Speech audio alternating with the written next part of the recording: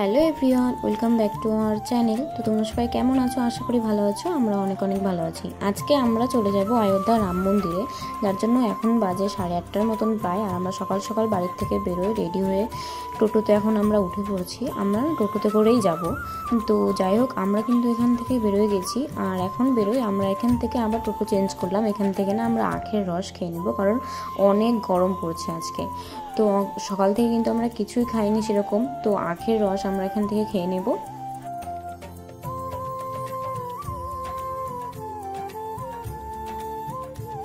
চলো যাওয়া যাক। তো আমরা কিন্তু তারপরে এখন আমরা টোটোতে উঠে পড়ছি। তো তোমরা সুন্দর সুন্দর দৃশ্য দেখতে থাকো, আর আমার ভিডিওটা কিন্তু শেষ পর্যন্ত দেখতে থাকো। আমরা প্রথমে গেছিলাম হনুমানগড়ি মন্দিরে, তারপরে আমরা যাব অযোধ্যা রাম মন্দিরে। তার সাইডে সাইডে কিন্তু অনেক সুন্দর সুন্দর আঁকানো, হাত দিয়ে আঁকানো, যা তোমরা আমার ভিডিওতে দেখতে পারবে। তোমরা আমার ভিডিওটা শেষ পর্যন্ত দেখতে থাকো, আর আমরা রাম মন্দিরে যাইতে থাকি। তো চলো।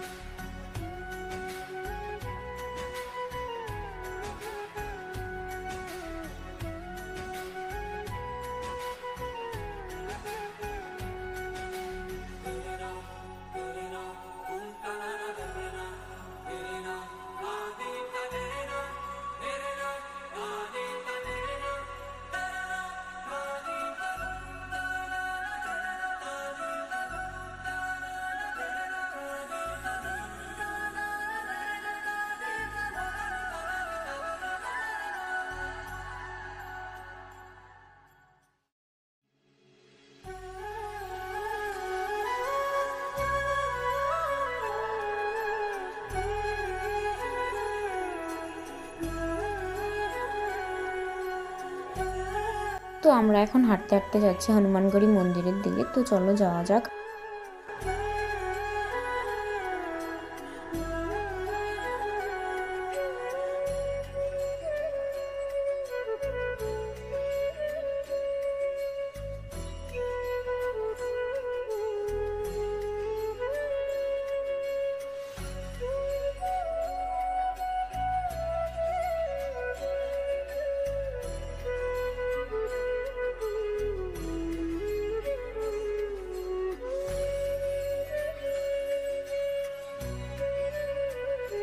আমরা কিন্তু ঢুকে পড়ছি হনুমানগড়ি মন্দিরের ভিতরে। আর এখান থেকে আমরা এখন প্রসাদ নিয়ে নেব।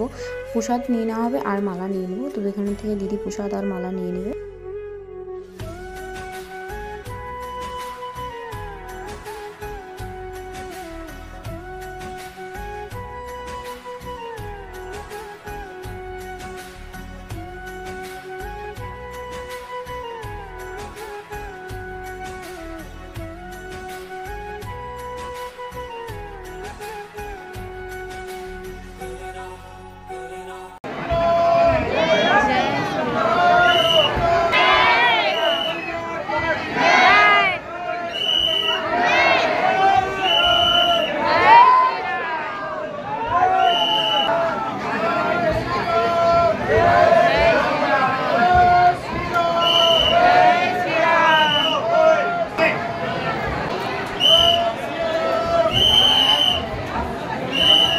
আমরা এখন হনুমানগড়ি মন্দির থেকে বেরোয় পড়ছি, আর আমরা এখন আমরা বেরোয় যাবো অযোধ্যা রাম মন্দিরে।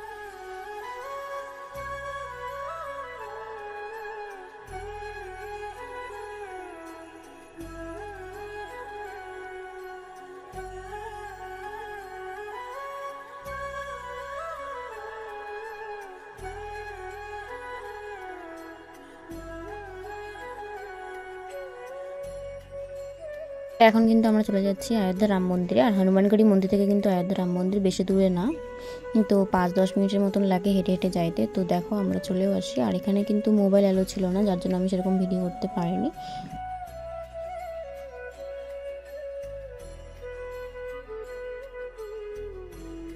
আমরা এখন এখানে জুতা, মোবাইল, ব্যাগ সব কিছু লকারের মধ্যে রেখে দিতে হবে, তারপরে আমরা যাব মন্দিরের ভিতরে।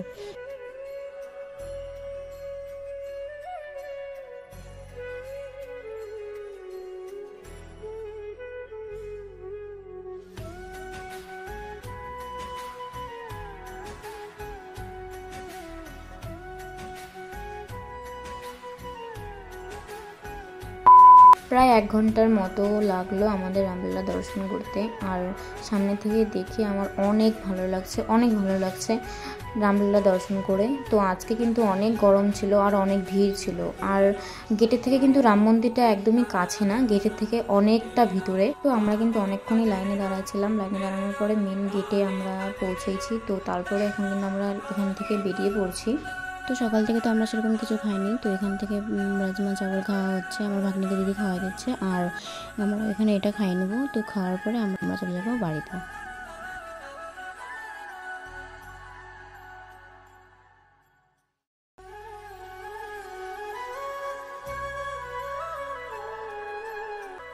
তো আমরা কিন্তু এখান থেকে বেরোয় রাস্তার সাইডে যে দোকানগুলো থাকে, তো এখান থেকে দেখো রাম মন্দিরের কি সুন্দর কাঠ দিয়ে বানানো, আর এগুলো কিন্তু বেশি দাম না, 50 টাকা দাম, আর কি সুন্দর লাগছে দেখতে দেখো।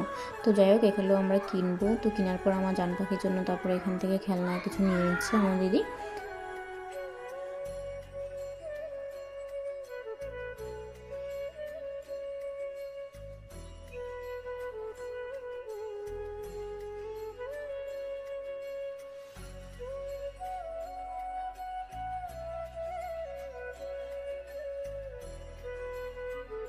তারপরে আমরা এখন টোটোতে বসে পড়ছি, আর আমরা এখন বাড়ির দিকে যাচ্ছি। তো ভিডিওটা কেমন লাগলো অবশ্যই কমেন্টে জানাইও, আর সবাই কিন্তু জয় শ্রীরাম লিখতে ভুলো না। তো দেখা হচ্ছে নেক্সট কোনো বড় ব্লগে, ততক্ষণ তোমরা ভালো থাকো, সুস্থ থাকো। অযোধ্যা রাম মন্দিরে আসার আমার অনেক দিনের ইচ্ছা ছিল, কিন্তু আমার ইচ্ছাটা এখন পূর্ণ হয়ে গেছে। তো জয় শ্রীরাম লিখতে কেউ ভুলো না।